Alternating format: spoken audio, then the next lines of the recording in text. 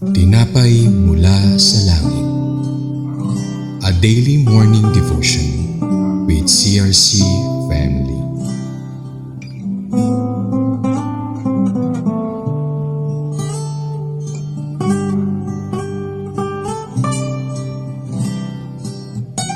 Magandang umaga po sa inyo lahat mga kapatid. Ako po si Brother DJ from CRC Makati. Samahan niyo po ako sa ating programang Tinapay Mula sa Langit, pang araw-araw nating debosyon sa salita ng Diyos. Ngayon ay tatalakayin natin ang ating Bible text para sa ngayon mula sa Deuteronomy 5:16 na pinamagatang The Fifth Commandment, Honor your father and mother. Panalangin po muna tayo. Panginoon, maraming salamat po sa magandang umaga na ito na binigyan niyo po sa amin upang kami ay magkaroon ng oras upang aming pagdulay-dulayan ng iyong mga salita. Naway mabless ang bawat isa at magkaroon sila ng malalim ng pag-uunawa sa aming tatalakayin upang kami mas lalo lumago ang aming isipan at ang aming espiritu. Patubayan niyo kami upang magkaroon kami ng kaunawaan pagkatapos namin pag-aralan yung salita at maging esensya sa kanilang pagkalago bilang tao at bilang tagapaglingkod. Patawarin niyo po kami sa lahat ng pagkakasalan namin upang kami ay maging karapat-dapat sa inyo. Muli, samahan niyo po kami at lagi niyo po kami buhusan yung pagmamahal at ang inyong kagandang loob. In Jesus' name we pray. Amen.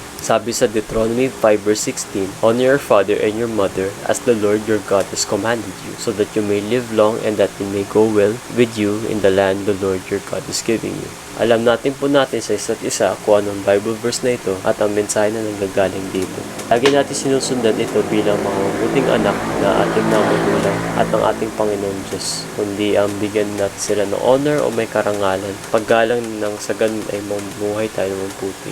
Ang ikalimang utos ay nagbibigay utos sa atin na igalang ating magulang. Siyempre, ito ay isang mahalagang aral mula sa ating Panginoon dahil ito ay nagtataguyod ng matibay na ugnayan sa ating family, sa pagbibigay ng respect at sa isang pagkakaroon ng masaganang na community or society. Ang utos na ito ay natatangi dahil hindi lamang ito nag-uutos ng paggalang kundi may kasama pangako, which is ang mahabang buhay at kasaganaan sa lupa ay binigay ng Diyos. Ngunit sa society na makabago at araw-araw na umusbong at lumalawak, mas nawawalan ng importansya ng karangalan sa magulang at maging sa karangalan sa pamilya. Ito ay dahil sa makamundong mga idea na mas naghihikayat ng kasamaan kaysa sa pagmamahal sa mga kabataan o ang pagbababaya, pagkukulang ng mga magulang sa anak. Itong pares sa senaryo ay nagkakadulot ng pagkabigo ng isang pamilya. Ngunit ano ba ang sabi ng Panginoon at ang Biblia ukol sa isyu na ito? Una po, ang paggalang ay higit pa sa pagsunod. Ang paggalang ay hindi lamang nangungulang pagsunod, kasama rin dito ang papakita ng pagmamahal, respect, at ang magbibigay value sa ating mga magulang. Ang paggalang na ito ay hindi natatapos sa pagkabata, kundi nagpapatuloy rin hanggang sa ating pagtanda. Sabi sa Kawikaan 23:22, Pakinggan mo ang inyong ama na nagbibigay buhay sa inyo at huwag hamakin yung ina kapag siya'y matanda na. Pangalawa po, ang paggalang ay pundasyon na isang maayos na lipunan. Ito ay mahalaga dahil ang paggalang sa mga magulang ay lumilikha ng matatag na pamilya na siyang pundasyon na isang malusog na komunidad. Kapag natutunan ng mga anak ang respeto sa loob ng ating mga tahanan, madadala nila ito sa pakikitungo sa ibang tao. Ayon sa Ephesians 6:2-3, igalang mo inyong ama at ina. Ito ay unang utas na may pangako upang ikaw ay maging mabuti at magkaroon ng mahabang buhay sa mundo. Pangatlo, isang utos na may kasamang pangako. Ang ikalimang utos na may kasamang pangako mula sa Diyos. Isang buhay na pinagpala at pinahaba para sa mga gumagalang sa kanilang mga magulang. Pinapakita nitong utos na ito ay hindi lamang isang tungkulin, kundi ito ay nagbibigay din ng blessings mula sa Panginoong Diyos. Ang Exodus 20:12 na kapareho lang din ng message ng Deuteronomy 5:16 ay nagpapahiwatig na ang paggalang sa mga magulang ay nagdadala ng pagpapala mula sa Diyos. Hindi lamang sa personal aspects natin, kundi pati rin sa kapayapaan ng community natin.